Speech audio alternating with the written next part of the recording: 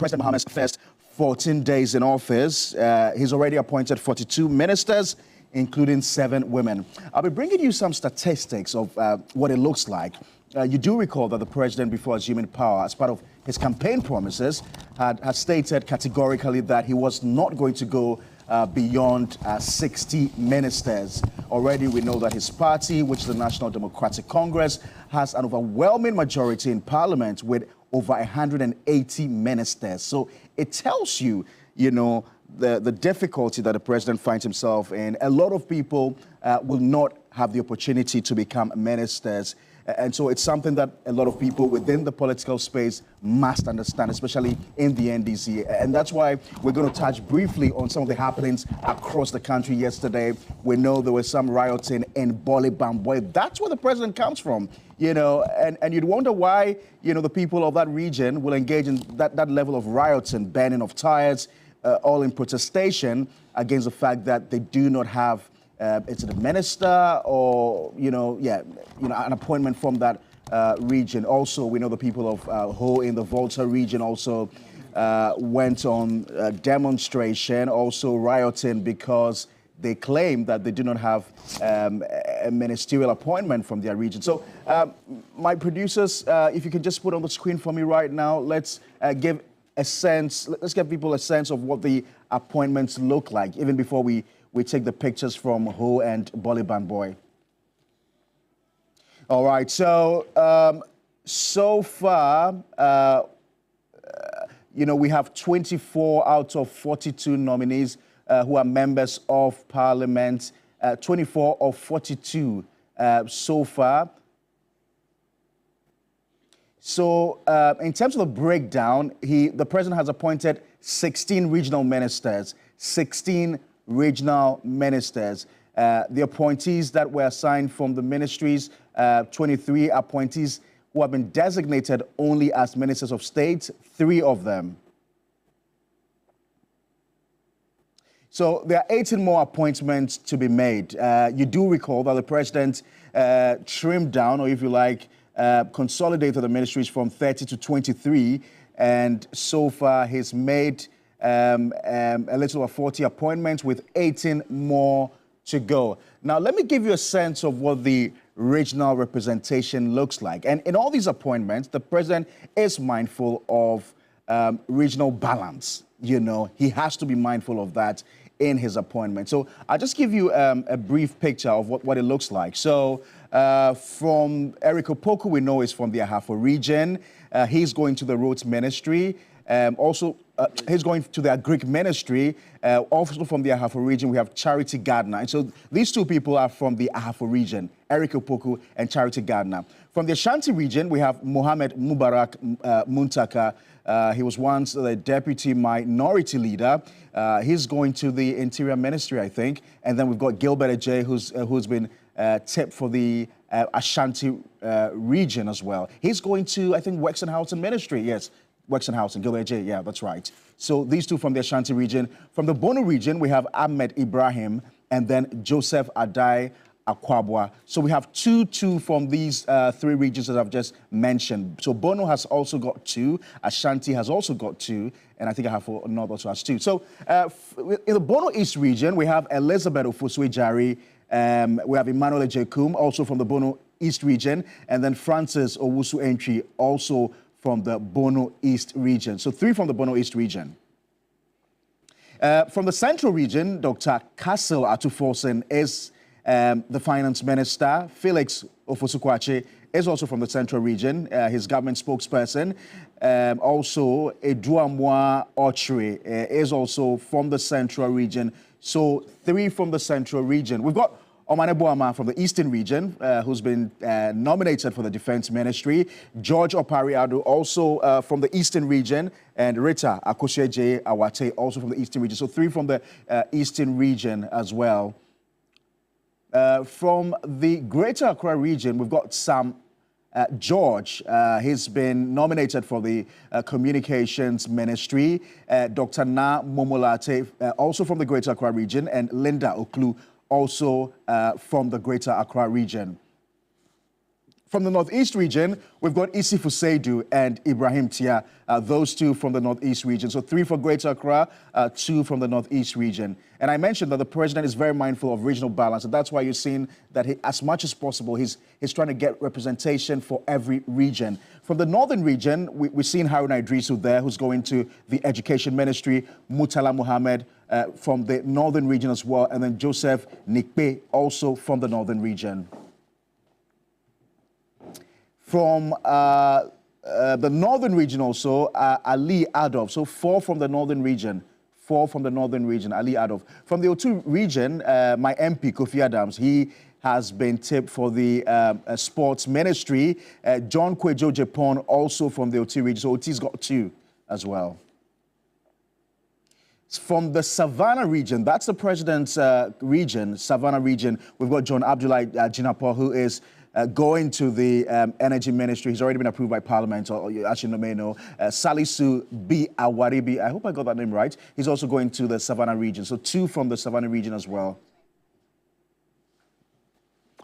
And yesterday, we know the president released the final batch of ministerial nominees. Also in Parliament, we know that the very first batch of presidential nominees were approved yesterday after some intense debates in Parliament. 6 of them have been approved so far. So Dr. Kasala Tuforsen, Minister of Finance, approved. John Abdullahi Jinapor, Ministry of Energy, approved.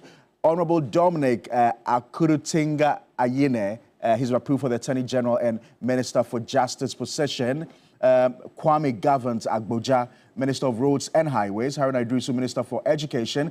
Eric Opoku, Minister of Food and Agriculture. So all 6 of them have been approved by Parliament. So welcome back in studio. This morning, I've been joined by Andrew Apia Dankwa. He's a private legal practitioner and spokesperson for the Movement for Change. Andrew, good morning to you. Welcome to New Day. Yeah. Good morning. All right. Dr. Sami Ayer is NDC spokesperson for youth development. Sami, good morning. Welcome. Good morning. Thank you very much. And George Kwejo AC, his director of, his former director of we are in transition. Communication. No, you are a former communications director for the National Disaster Management Organization. He's also a member of the NPP communications team. All right, gentlemen, good morning, welcome. Good morning. Good to have you all. Let's start off with all that's been happening yesterday. Of course, the president released his last batch of ministerial nominees, and we know there was some vetting in part. The vetting was actually, what's the word to use? It was adjourned to today for some reasons. But we also know that the first batch of ministerial appointments or nominees were approved yesterday. But let's start off with the interesting happenings in Bole Bamboy and the Volta region whole for some very interesting reasons. The president's hometown. What's going on? George. Yeah, thank you. Good morning to you. Good morning to my colleagues. Good morning to our viewers. Good morning to the leadership of the New Patriotic Party. The reorganization agenda is on course. It started already? The setting up of the committees and co to get to know what's led us to where we got to. It's all part of the reorganization process. It's unfortunate. It's unfortunate what we witnessed in Bole Bamboy yesterday. I thought it was part of the hooliganism and dastardly conduct by some of the overexcited youth of the NDC. But this, when I got to get the details, I felt no, it was needless because the #1 citizen of the land is from your place. And the Constitution enjoins him to have regional balance. That's important. And he's also made a commitment. I'm talking of the President, His Excellency John Dramani Mahama. He's made a commitment to the Ghanaian people that he's not going to appoint more than 60 ministers. And so his hands are tied. Okay? And fortunately or unfortunately, He's gotten an overwhelming majority in Parliament. Okay? And the Constitution enjoins him to have more than half, you get it, from Parliament as ministers of state. And so if he doesn't balance the thing well, it's going to be difficult. He coming from Bolly Bamboy, and the way he's constricted in his choice, we want him to pick somebody again, a minister again from Bolly Bamboy. Then how is he going to make up for, the other places? We plead with the youth of Bolly Bamboy. Yes, their MP may be one of the experienced MPs and co, but it doesn't automatically. He could have even been a John Jinapo. He could have been a John Jinapo. If John Jinapo were coming from Bolly Bamboy, he would have missed out. He would have missed out because of these considerations. You get it? John is from Savannah. But if John, we all know the contributions of John in Parliament and in the national discourse. If John were a Bolly Bamboy citizen, John would have missed out in ministerial appointment. So, although he comes from the same region. No. Although, what I'm saying is that although he's qualified to be a minister, cabinet minister, but if he were unfortunate to have been from the hometown of the president, he would have missed out. Do you get it? That is the nature of the difficulty of the president in choosing his ministers. So his own people should be the first to understand and appreciate the challenges facing the president. You get it? And so the youth will need to appeal to them that it's improper because the Constitution says, and I was happy when you started by giving us the regional balance, okay? Although most of the other saying two are the regional ministers, but they are part of the ministerial appointment. So the youth of Bolly Bamboy, it was needless burning ties even in front of the president's house. You get it? They should stop that. The elders in the area, the regional chairman of the NDC, and the member of parliament should speak to them. But it happened also in Ho. The whole, I don't understand why it should be so. Because I think the Volta region has some key Kwame Abuja, roads minister. It's a top cabinet minister. You get it? Adaklu is not far from Ho. It's the same enclave. You get it? Adaklu is not far from Ho. So it's the same enclave. They have one of the finest members of parliament in Emmanuel Bedra. You get it? Maybe they thought Emmanuel Bedra should have been considered for ministerial, but it's not. And as you said before we came on air, you said, and you and a lawyer said something which is instructive, and they must factor in. There's the possibility of reshuffling. You get it? And so that will open the door for others to also come on board. So they should take that into consideration in making their judgment. It's early days yet. If you look at the environment, the Ghanaian ambience, there's goodwill for the president. You get it? They shouldn't, and so I felt sad most times when I saw these misconducts by some of the youth. There's huge goodwill for the president. So let the president bask in that goodwill. And so far, the appointments he's made is been received so well by the majority of the Ghanaian people. So some of these things should be avoided, and especially I think what we should be concern ourselves more with is with the directive principles of state policy and to ensure that there's equity and equality in the developmental project. Let me hear you say that. Fantastic point, I must say, but let me take this opportunity to wish your lovely viewers a good morning. I'm always glad to meet my own friend AC, my former party colleague. AC, I wish them all the best in their so-called reconstruction and rebuild.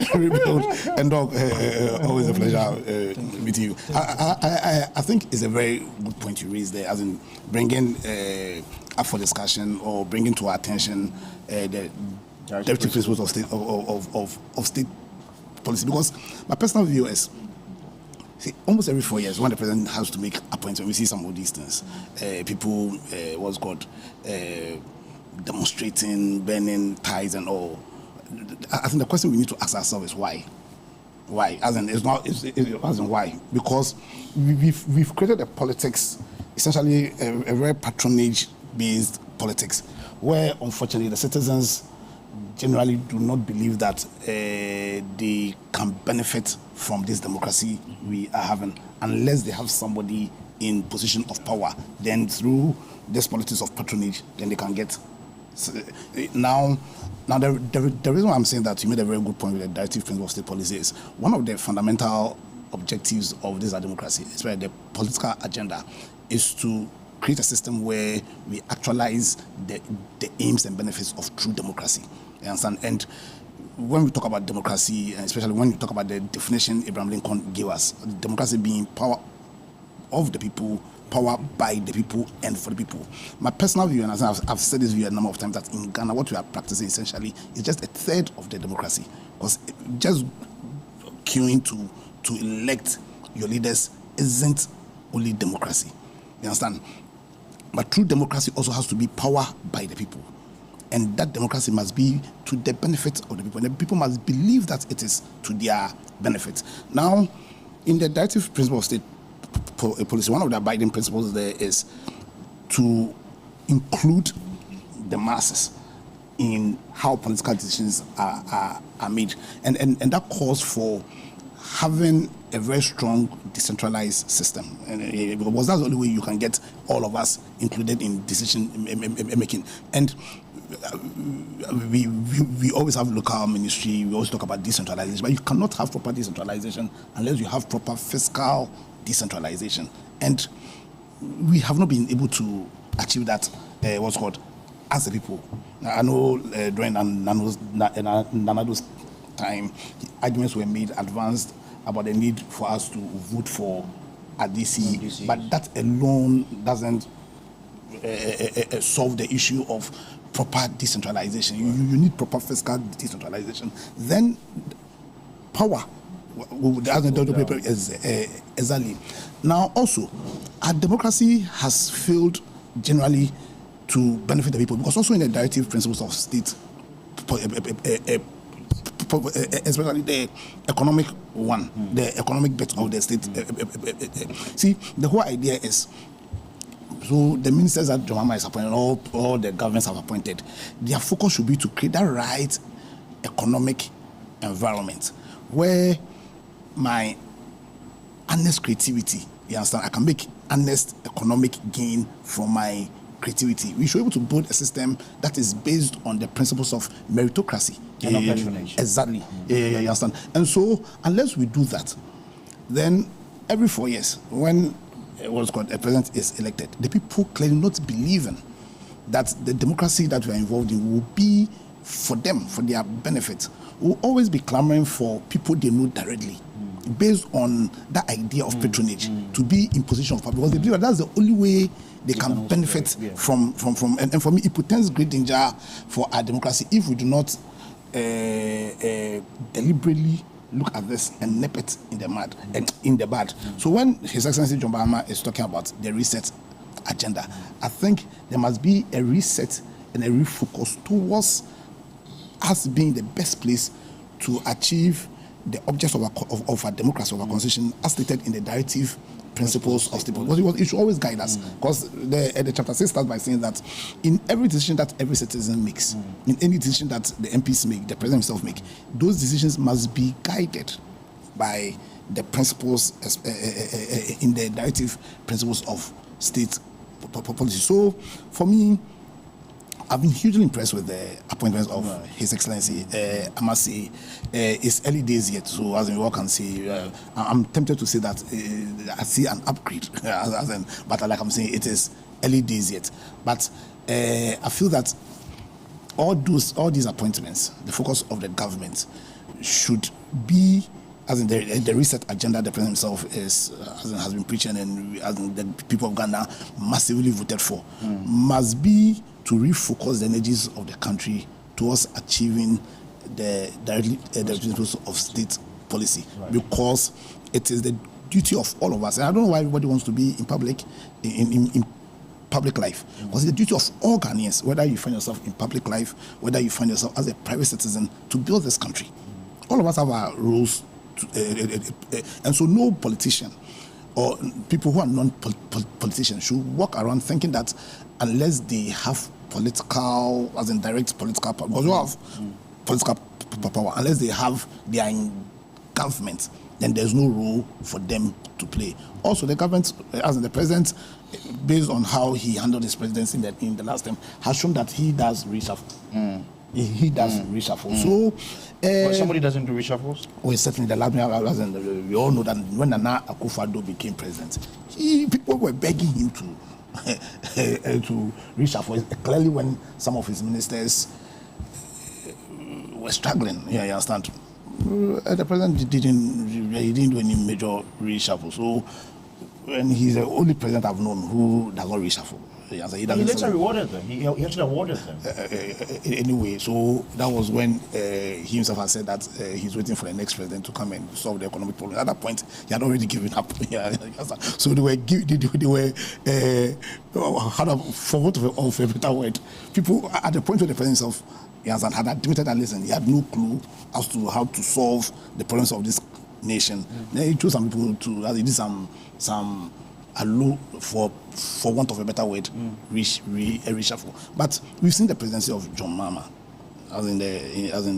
what's called between 2012 and 20. John chapter 1. Yeah, John exactly. And we know that he does reshuffle. So yes, for those of the NDC people who think that they have been overlooked, those of their supporters who think beyond we finding a way of nipping that feeling in the bud. Because some people have confidence that this democracy is for their benefit, and then they wouldn't be going onto the streets to demonstrate to get somebody, a person they feel can help them to directly benefit from the government there. So, once again, I'll call on Ghanaians again. I mean, it's time for us to become, if there's a time for us to come together as one people, I think the time is now to support this government in their reset agenda for all of our benefits. All right. Let me hear from Sammy. Sammy, the president took a very bold and audacious decision to limit his ministers to only 60.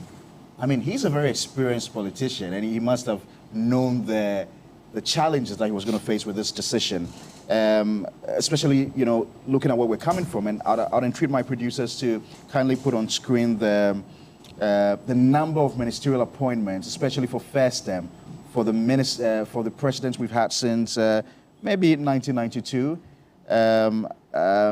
Let's just see the numbers, because looking at where we're coming from, in Akufo-Addo's first term, let me start off actually from John Kufuor's first term. So from Kwame Nkrumah, actually, first term, he had 41 ministerial appointments. Dr. Kofi Abrefa-Buzia of the PP, 49. Dr. Hilary Man of the PNP, 54. Flight Lieutenant Jerry John Rawlings of the National Democratic Congress. That's when he had transitioned from a military leader to a democracy. 82 ministers. John Ajekun Kufuor of the NPP in 2000 started with 93 ministers. John Evans Atta Mills in his first term, which was in 2009, started with 75 ministers. And then John Dramani Mahama, that's John chapter 1, in 2013, I think, started with 84 ministers. Then the almighty Nana Addo Dankwa Akufo-Addo in 2017 appointed 110 ministers. That's the highest so far. 110. Wow. Then John chapter 2, we're seeing 25, 60 ministers. So that would look like the lowest since the Fourth Republic, actually, the lowest in our Fourth Republic. Interesting. Yes. John Mahama, yes. bold decision. Yes. Thank you very much. Good morning to our viewers. Good morning to my co-panelists and your good self. It is important that we note that the number of ministers really does not translate into your efficiency. You recall that in the first term of the Akufo-Addo regime, he appointed a minister of agric, appointed a minister of state in charge of agric, appointed a deputy minister in charge of perennial crops, a deputy minister in charge of horticulture, a deputy minister in charge of fisheries. What was the result? We saw high food inflation, we saw reduced production of cocoa, and what have you. So really, it doesn't matter. Now, we find ourselves in a situation where Ghana is going through very extreme economic difficulties.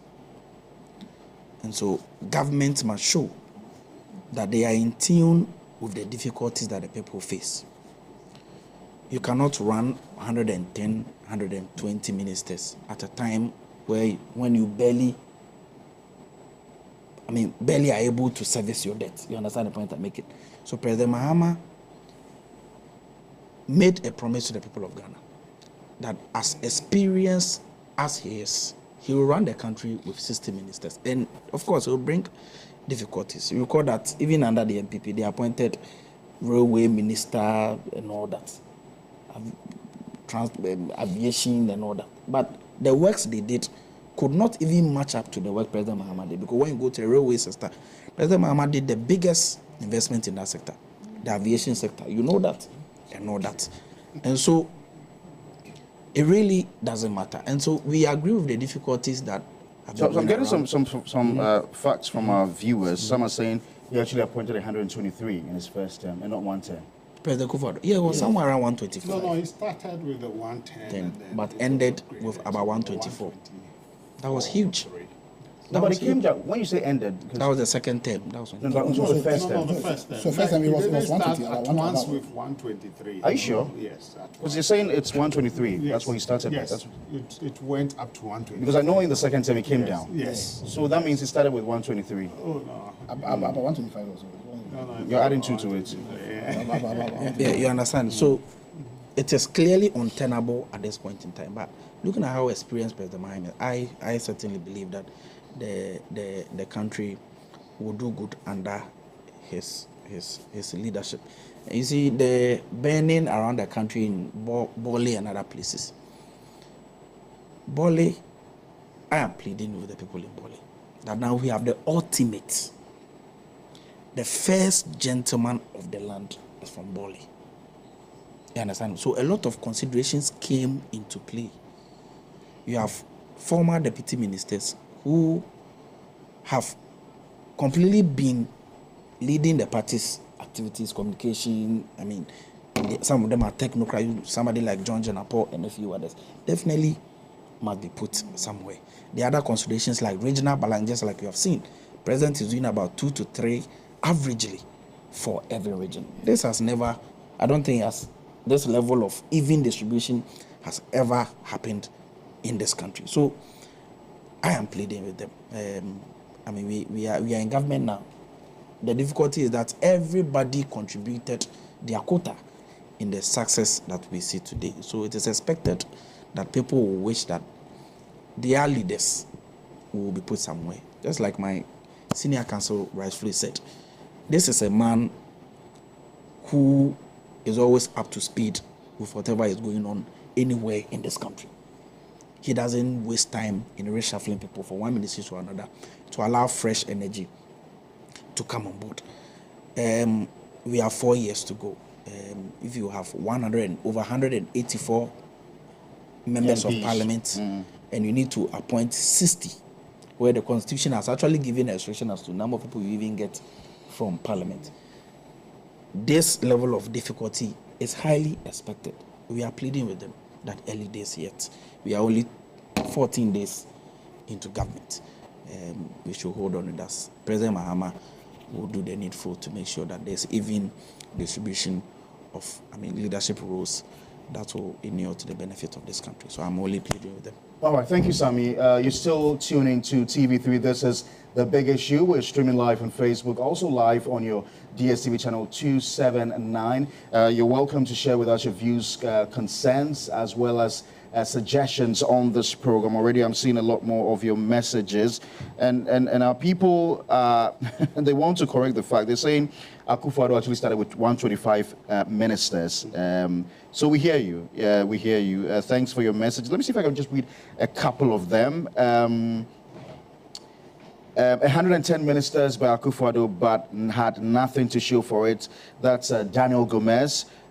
Patient says, I will blame Apenyo Markin because he was the one who was criticized the government yesterday in Parliament. I don't know what you're blaming him for.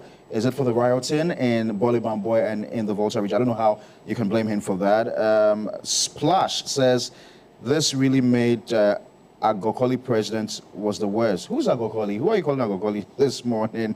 Kofi Mensah says, NPP should never be allowed to power again.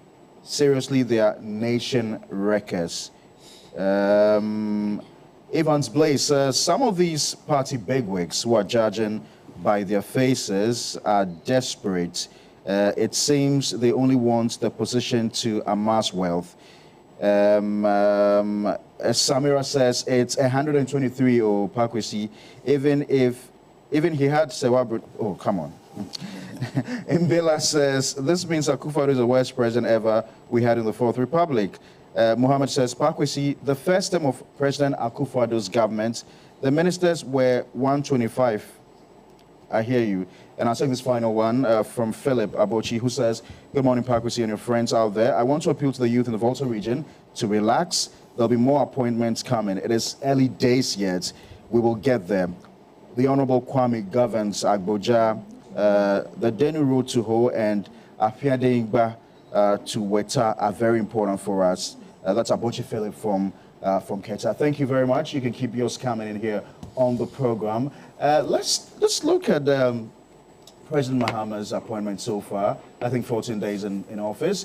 The last batch was released yesterday, which included Sam George. Of course, we've seen them. I think I put them on the screen early on. We've also seen some appointments to SOEs. One of the notable names we had yesterday, of course, it was highly anticipated before yesterday. Dr. Randy Abe, who's going to Cocoa Board. What do you make of all this with the happenings in Parliament yesterday? Apenyo Markin at his best yesterday. Some say he's been overly disruptive. Others say he's only asserting himself as a minority leader. Let me hear you, George. Yeah. I think the issue of 123, 120, it didn't start that way. As it progressed, it increased. You remember creation of the 6 new regions and all came to add to it. So it didn't start from the get-go. Chumboafu has a message for you. He says, good morning, my brother. So George is trying to discount Akufo-Addo's ministers to 123. Okay, I'm trying to get it. So George trying to discount Akufo-Addo's ministers to 123 is supposed to make us feel better, eh? That's a question, but Deputy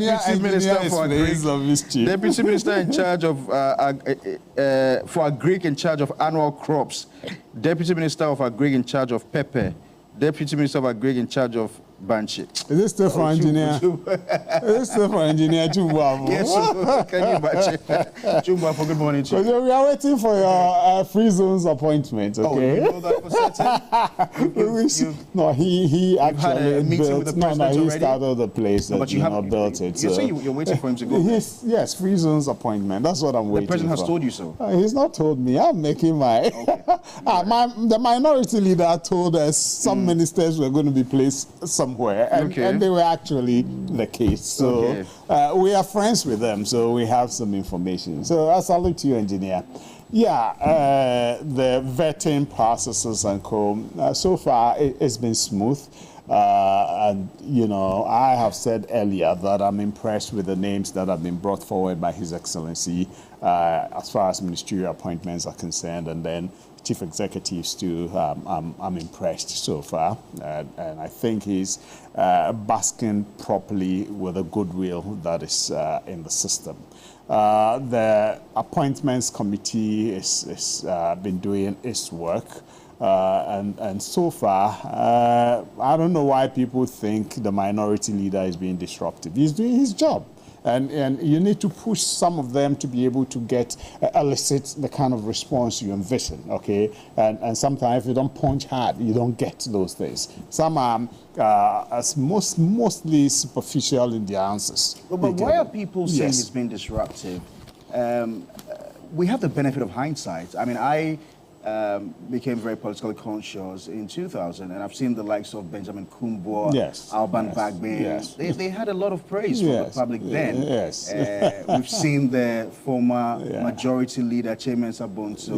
We've seen the work he did. We saw Haruna Idrisu. So why are people taking issue with Apenyo Markins then? Well, I don't understand. Because, you know, you see, and that's what I keep saying, is part of the goodwill in the system. So once you push a little, people think you are you're not giving the government the chance to function. You get it? You don't agree that he's not giving the chairman? No, the chairman is also being overly sensitive. You think so? Yes, I'm thinking. I'm one of the people who are excited with his appointment or chosen as the first deputy speaker. He and Ahmed Ibrahim are two people who were very hard-working in parliament, but were like unsung. You get it? So when the recognition was given to them, I'm excited about that. But sometimes, you know, look at the tango between him and the minority whip. Okay, Anodombre. You know, the deputy minority leader had to come in, madam, who hardly, you know. So those were... But I haven't seen, in all my readings and observations of the appointments committee, I haven't seen the chairman and the ranking member engage in that level of hostility. Usually, they would agree to disagree. Yes. That's what I said, the chairman who is supposed to be compromising, okay? Not being overly sensitive. Chairman. Yes. People don't see him as okay, so Allah, you see, and if you've observed the process along, the leadership are given the free hands to ask their questions, as many questions as they want. I don't know whether any member of the leaders, that's the chairman and the ranking, they ask as many questions as they wanted to ask. You get it? So these things, sometimes when you try to direct as to whether to answer or not to answer, the person who was set that I have the right to get an answer from him.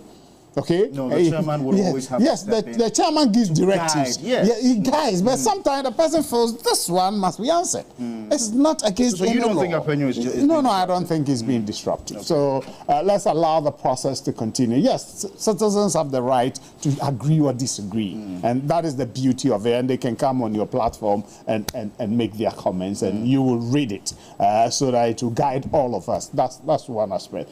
As to the individuals and their way of answering, you know, it's so far so good. You know, one thing happened when Apenyo was asking Haruna Idrisu the Twi language. Some members disagreed that that's not the official language in Parliament, but he gave the reasons why he did, and Honorable Haruna also responded, you know, answered it well, because according to Apenyo, he stated that he can speak Twi.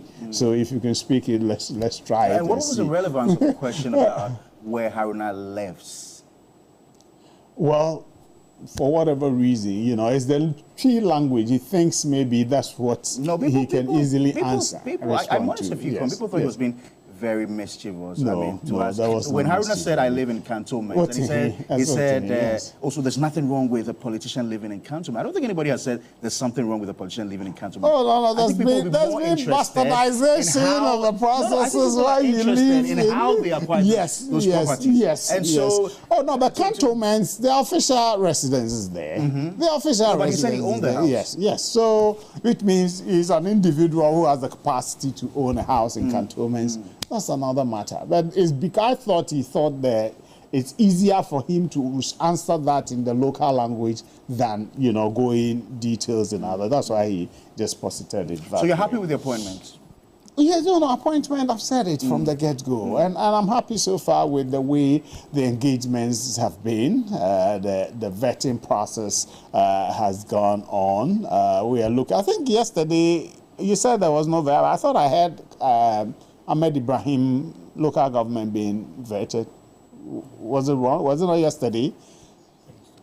Oh, 2 days ago. Yes, Oh, yes, okay, yes, okay, yeah. So if they continue today, fine. Once the president has given the list to Parliament, it's their duty to. And I'm happy fast. They've approved 6 of them so far. Parliament is ready to cooperate. Okay, maybe they have the absolute majority to cooperate with the president to discharge his responsibilities and keep his promise to the Ghanaian people.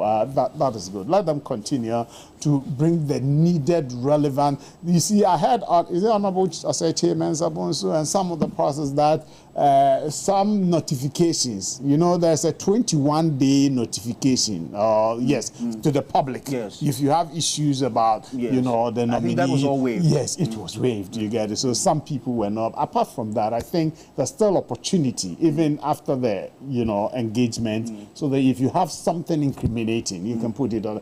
I read somewhere that there's an international individual brought something that one of the president's nominee that was put out, that was put out by yes. Right So yes, so yeah. So these things, there's still room for the president to be alerted that there's something wrong somewhere. So take a second look at it, even though Parliament is vetted the person, because it's not good for the nation's image. You can take a look at it and maybe recall the maybe the person. final So issue before I go to my next guest. And Appenyo raised that matter on the floor of Parliament about female representation in terms of the appointments, and talked about the affirmative action and the fact that, you know, President Mahama is not seen to be appointing a lot more women. Come on, for the very first time, he has a female as our vice president. What more could you ask of him? Yes, but and so far I think only 7. I stand to be corrected. Out of the 42.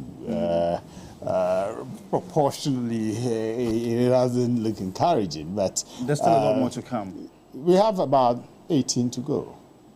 Okay, unless maybe you want them as cabinet ministers? No, ministers. Yeah, that's what Appenyo was saying. Yes, the ministers. In especially with a female vice president. That's big. That even gives the platform for more women to be brought on board.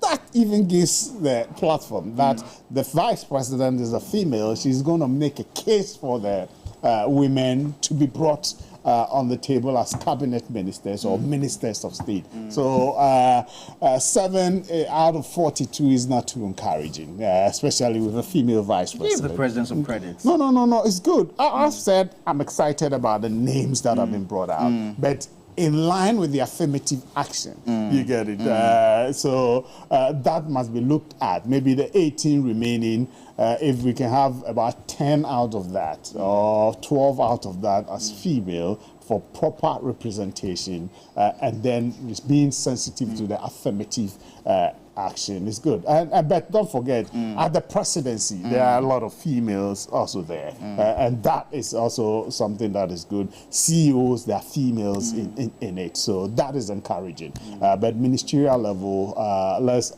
avert his mind to the possibility. Yes, there's room for improvement, especially with the female vice president. She should make a case for the women. I hear. I'll come to you very shortly. Let me go live on Zoom now. Jonathan Asante Ochiri is a lecturer. He's joined us also to share his views and perspectives with us on all that's been happening since President Mahama took office. So Jonathan is a political science analyst, or political science lecturer, I beg your pardon. Jonathan, so let me start off first of all, maybe you can make some brief comments on that, about the rioting that we've seen in areas like Bole Bamboy and the Volta regional capital of Ho, with the residents suggesting that they do not have any representation in terms of ministerial appointment. Briefly, what do you make of that? Obviously, a little point of correction. The name is Dr. Jonathan Asante, a political analyst, not a political science lecturer. Let me say good morning to your viewers and colleagues in the studio. When it comes to appointment, in the political atmosphere such as ours, I think it is quite sensitive because it comes with its own, economic and financial resources that accrue to individuals that are appointed. And apart from that, people also look at you as you representing their perspectives and their views along the line. Apart from that, it comes with those kinds of privileges as well. And so it is quite sensitive. That is the more reason why some of us, last night, Good Night Ghana, I had to condemn the minority leader for making those tribal bigotry statements yesterday. And this is what I said about what he said, that stoking a tribal debate in sensitive issues such as the distribution of ministerial portfolios, especially by a minority leader, as a way of scoring cheap political points that are not even backed by data is not only reckless, but also a gross display of political immaturity.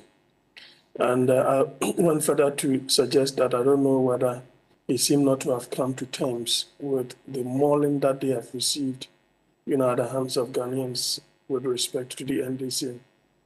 Now, things of that nature sometimes are bound to happen, especially in our democracy where when power changes hands, you will see people, attacking state institutions to think that others are about to loot and they want to prevent that. Others also have their own scores to settle because of previous experience and the kinds of things that they also went through. So it becomes a kind of retaliatory, actions. But this particular situation which you have just asked, it's a situation where you will have to appreciate the fact that, as I said earlier on, it comes with certain fundamental benefits that accrue to either constituencies, either a particular region, and so on and so forth. And so things of that nature could happen. But what the government or the party will have to do with respect to things of that nature is to set up a appointment management committee to manage some of the ambitions of people, because the president said that he's receiving thousands of CVs. When in actual fact, the slot that he's already promised Ghanaians is just 60. And so how does he deal with that? So you need to find me, because especially people have contributed, people have worked, they've put their shoulders to the wheel.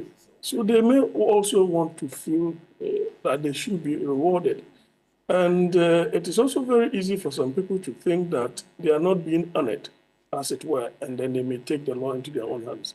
I think that as early as possible, if they should set up things of that nature, that particular committee I'm talking about, it will really help. Because if you remember, Mr. Amaleba once said that he had to take himself, the chairman, Mr. Asedu Katia, and other people to be managing conflict.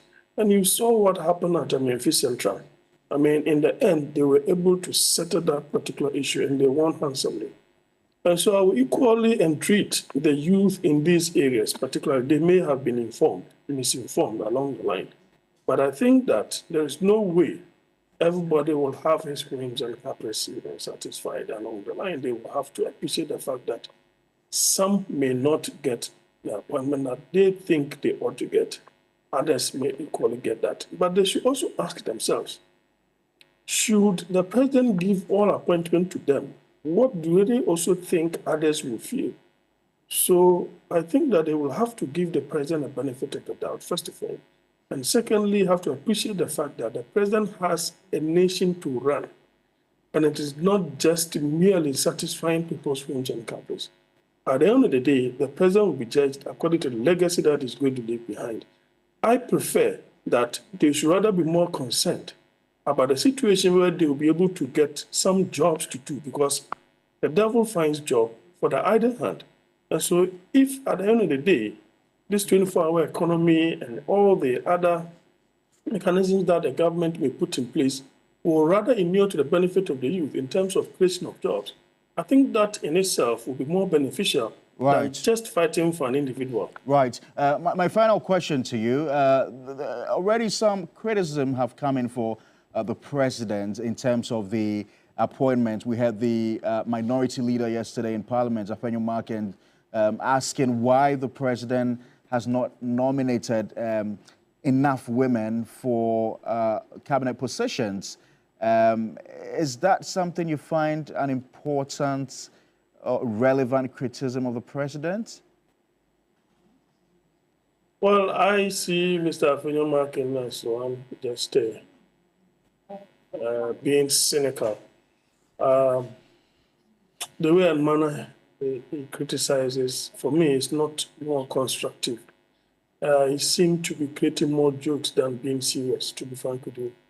And the second deputy speaker yesterday said something to that effect with respect to the tribal comment that he made, that he may be joking, but others may not take that as a joke because it's a sensitive issue. I think there can never be any, position as better as the first female vice president in the Fourth Republic. That being said, if you look at the second nominations that the president brought, out of 9, we're talking about 4 of them being females. Then the first 3, we had males, all right. The second 9, that is the second nomination, we had 4 out of 9 being females, occupying important cabinet, positions. Now, it is very easy to, use that argument, thinking that, oh, women, blah, blah, blah. You didn't do that in any way. You didn't do that. He's saying that so far out of 42, you have only 7 women. Well, you see, in ancient past, those who go to war, they take the better part of the spoils. You will have to balance. When people were fighting, protecting ballot boxes, you were not expecting women to be there. You expected men to be doing things of that nature.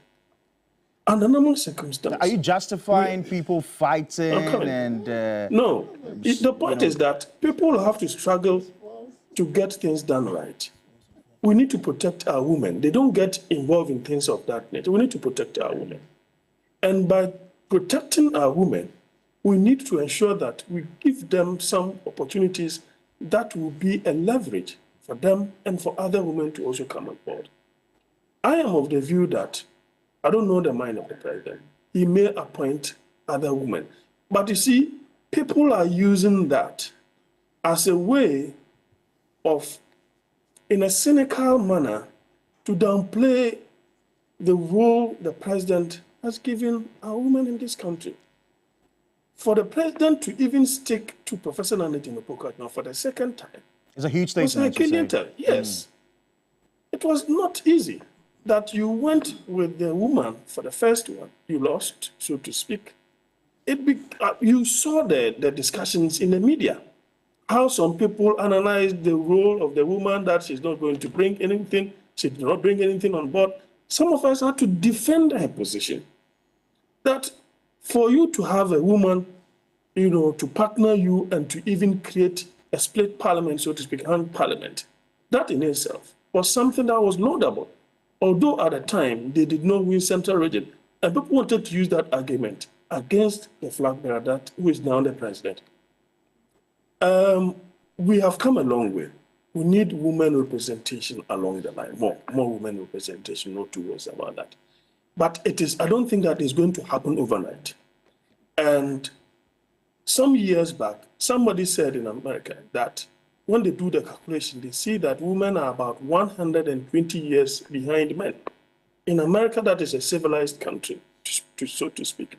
And so it is a good start. What possibly could also happen is that the vice president, if she's able to, acquit herself creditably, that in itself could serve as a message to the male and the female, in this country to say that, look, we can equally consider a female president in a not too distant future. That is also a possibility. So I think that it is good you are saying that I draw the attention of the president, but I see some voices of cynicism underneath it. It's not as if you mean well. It is just that I want to put the president on seat so that he'll be criticized. So you're one of the few people, finally, you sound to me as one of the few people who who sees Afenyo Markins, the minority leader, has been disruptive and not necessarily asserting himself as a minority leader. Yeah, his criticism have not been that constructive. For example, you say the president was giving his nomination appointment tot. Is that a constructive criticism? You should rather be punching important holes. I mean, going on tribal bigotry argument will not help anybody. It will not inure to your benefit. Today, you've seen the rampage that the youth went on. It could be you. So we need to be more constructive than this kind of peripheral argument that we put across. I don't think, in fact, this tribal sentiment or comment that he passed, if not the fact that the MPP is probably still in reorganization, going about and other things, maybe some time to come, they can easily replace him with somebody else. Yeah, because I hear you. I think that he I don't know whether he jokes or he's serious about the things that he says. I hear you, Jonathan Asante-Okyere. I hear you. Thank you very much for your time, Dr. Jonathan Asante-Okyere is a political analyst. Let me come back in studio to the rep for the Movement for Change. A message here to George AC, I think. This from Abel Bachman. He says, tell George AC I miss him. The youth in these two regions should rethink and focus their energies on advocating for development and employment opportunities for their communities and themselves, rather than pushing for ministerial appointments for an individual who is already serving as an MP. After all, it is the president who determines the direction of development, not a minister. Thank you. That's from Abu Bakman. There's a positive precedence to this. That's why they are trying to take it. Haruna, I remember really? JM's first term. Right. He made almost all the appointments and how Haruna was left out. Right. And Tamale rose. Yes. And he was given, maybe they are taking a clue from that. Wow. But it's needless at this time. Right. Let me hear you. Yeah, all that's happening in Parliament, Afenyo Markins' role, and the issue about the president not nominating enough women for cabinet positions. Is Doctor coming back? No, he's not coming back. Well, he's for the records. He's NDC. I've debated him severally on TV in Cape Coast, severally. And he's told you that he represents. MPP rep. He's been NDC rep severally. He's a philosophy lecturer in UCC. I was in Cape Coast. Well, Costa, for the records, Costa TV. But that's not what we're talking about. I'm saying this because of his dislike for Afenyo and dislike. The commentary. He's never said anything complimentary. He says he dislikes Afenyo. You say he brings 3. Say, President, why is it 3 for what? Bring us list and you are bringing tot. What is? Not this thing about so you had to establish his political identity? No, I need to, yes. I need to. Well, we don't know. I have debate like this. Those are your comments. We don't on TV, Coastal Television, I hear you. and others in Cape Coast. I know him personally. So I hear Dr. Jonathan Asante-Okyere is still on the line. Yes. You want to respond to that? Briefly, if you want to respond to that. Yeah, Ramsey. Yes, sir. Yeah. I'm here. Oh, so I thought you heard what George said. George said he wanted to establish as a matter of certainty that you are a member of the NDC. I don't see the relevance of that, though, but I thought you his comments wanted to respond to that. The minority leader. That's says you have so much disdain and dislike for the minority leader, and he needed to establish the fact that you are NDC. I didn't see the relevance of you responding, but if you so want to, just go ahead briefly. Well, let me start by saying that in those times that he said he's debated me, he should go back and check whether in those times there was not an NDC person in the studio, including himself representing the MPP. There's never been any day that I've gone into any studio with him that I've been introduced as representing the NDC. I don't want to personalize the matter. You see, these are some of the reasons why their inability to accept constructive criticism is why this is where they find themselves today. That is not the first time. What do I gain if I hate Afenyo Markins? For what? That's my surprise. What do I gain?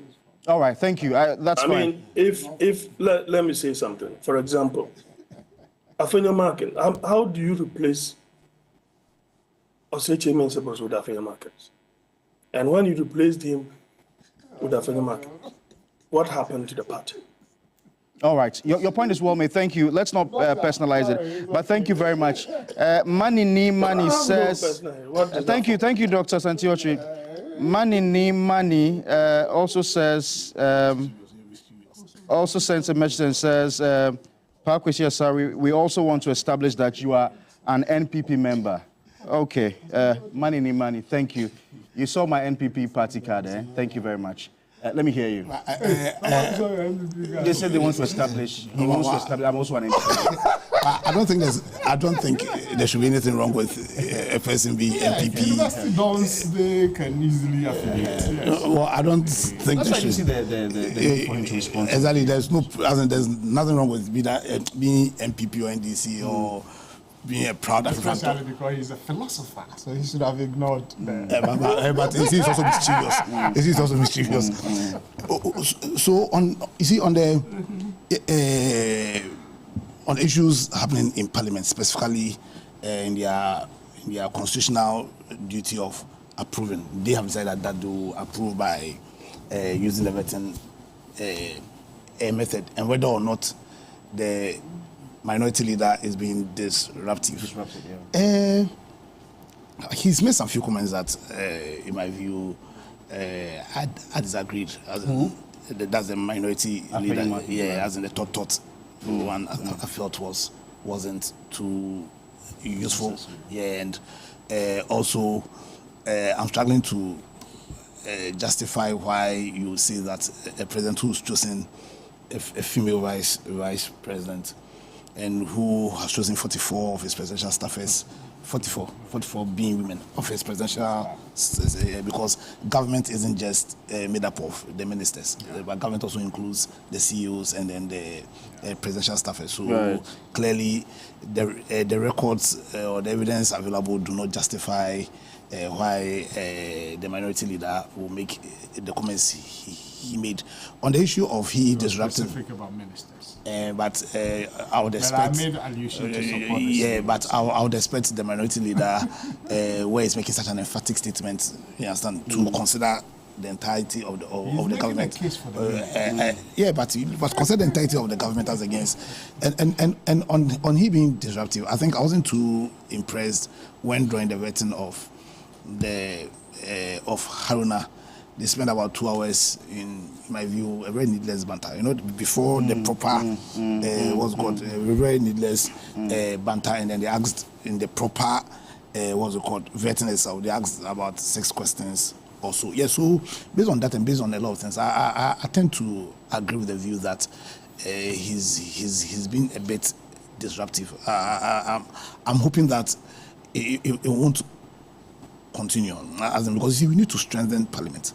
You are a leader of Parliament. I won't add the minority here.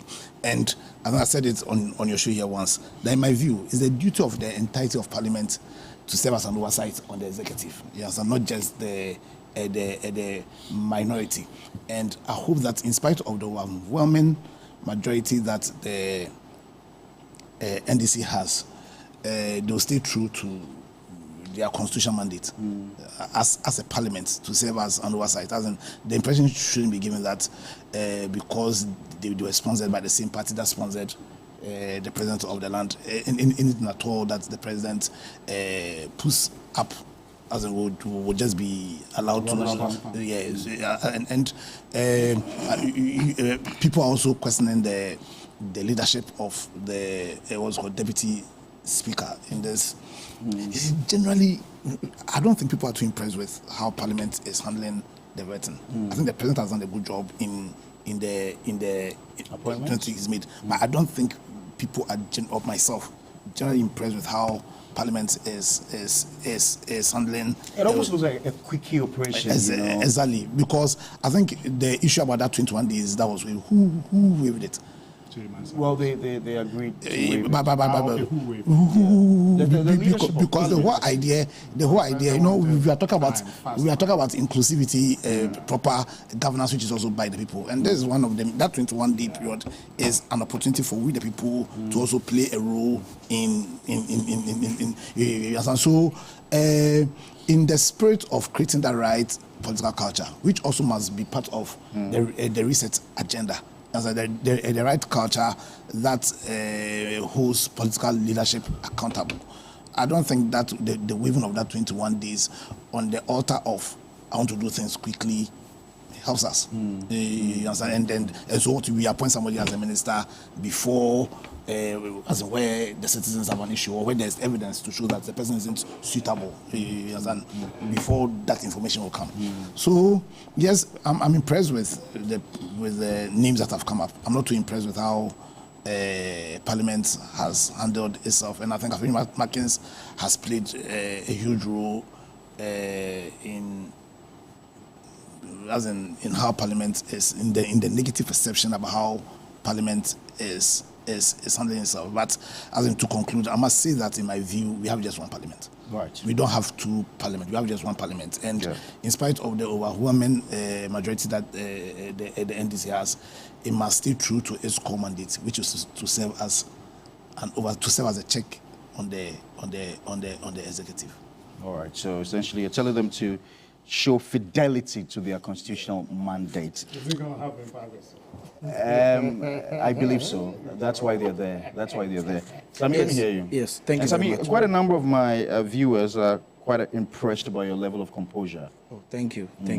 I think that before I even dovetail into the happenings in Parliament, yesterday I was reviewing President Mohammed's achievements in the last 14 days. And I think it is worthy of note that we commend him for the good work that he's doing. Yesterday, I realized that, before the election, President Mahama actually had a 120-day social contract between himself and the people of Ghana, Right. which he actually catalogued 26 interventions that his government will do in the first 120 days. Right. Yesterday, I realized that President Mahama has done 5 out of the 26. Right.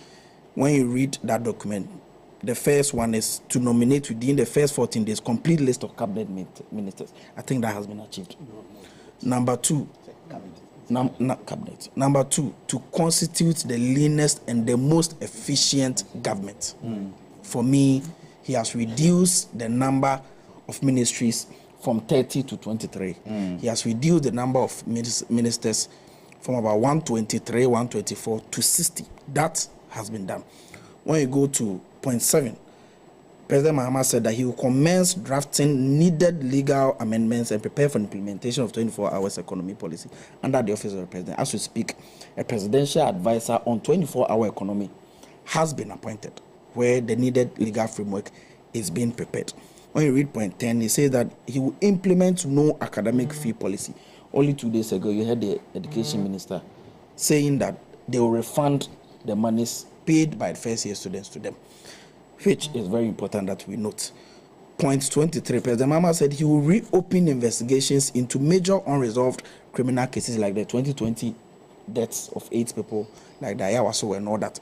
That is 5 out of the 26, 20%. So if President Mahama has done 20% in the first 14 days out of the 120 days, I think that it is something that we must commend. If President Mahama goes by this pace, I believe that the 120 days will not elapse. Please. We've got a few minutes. Let him finish. It's 19.2. 19.2, that's about 20%. We don't have much time. You understand the point I mean? So if President Mahama continues with this pace, I believe that the 120 days will not even elapse and he would have exhausted all the 26 bulletin that he has promised the people of Ghana.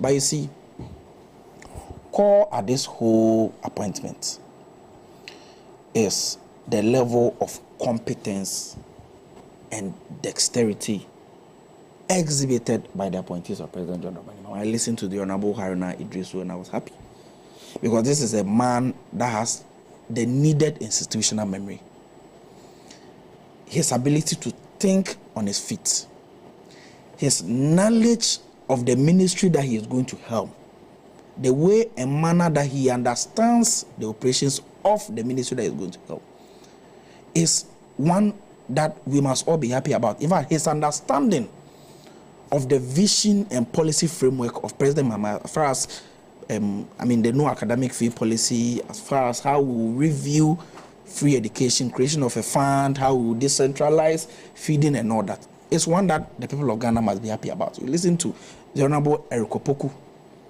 He assumed the position of a lecturer when he was being vetted. In fact, his understanding of how we will turn around the fortunes of our Greek sector is highly commendable. I learned a lot from him when I was listening to that vetting. The Honorable Atuforsen, and what have you, Dr. Dominic Ahine, a colossus. You understand? I listened to, I was extremely happy. And we must all be happy about, as for the criticism people have raised against the Honorable Afenyomaken, it is understandable that you don't expect him to just be quiet sitting in the chair. He has to show that he's Afenyomaken. He has to, in his right elements. And so but the NDC appointees, they have always been up to speed with what they have to do and their mandate. I am happy about it. But it is important that we note that just like the difficulties that we are faced with, people in Bali, who Central and all that, the president is committed to deliver a lean and an efficient government. Afenyo says you don't have enough women in cabinet. Oh, this is a man, like you said, this is a man who has appointed the first vice president. When you look at the CEOs, a lot of females have been appointed. Madam Victoria Hardcastle, Madam Nelson Admif and all that. Even presidential staff is 5 out of 10 are females. As for ministers, Rome was not built in a day. It is important that we note it. President Mahama has shown that it is a progressive path that he will chart. He has already appointed 7. Others equally relevant appointments will be made. But like I said, it cannot happen in a day. We will start from somewhere and end somewhere. We are assuring everybody that President Mahama is committed to ensuring that we have more women helming government institutions and delivering topmost standard of leadership that will inure to the benefit of this country. So I am happy about the appointments so far. I believe that they will all be in tune with the vision of His Excellency the President to deliver the mandate that has been given. I am extremely very happy about what's going on. All right, gentlemen, thank you very much for your time this morning. Was bringing the president's mind on it, not in a mischievous reason. That's the women, affirmative action. You should look at the women. 7 out of 42, no, we need some more. How many were they? Today we are talking about you. How many were they? Dr. Sami Aya is NDC spokesperson for Youth and Development. George Kwejo is Director of Communications for NADMO and also member of the NPP communications team. And then Andrew Apia Dankwa, a private legal practitioner, spokesperson for the Movement for Change and a former member of the New Patriotic Party. Right. Thank you very much for your messages as well. The money woman, Cookie, will join you shortly. She's got some 2,000 cash to give to some 4 lucky individuals. You're still watching New Day.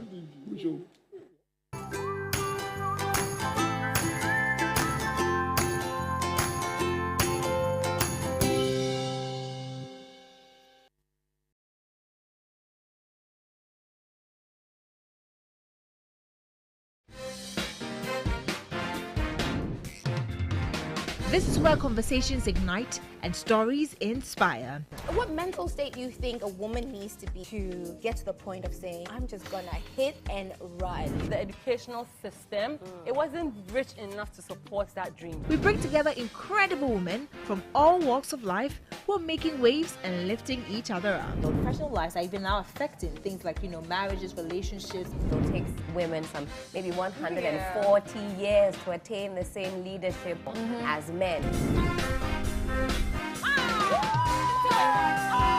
It's real talk, real fun, and a whole lot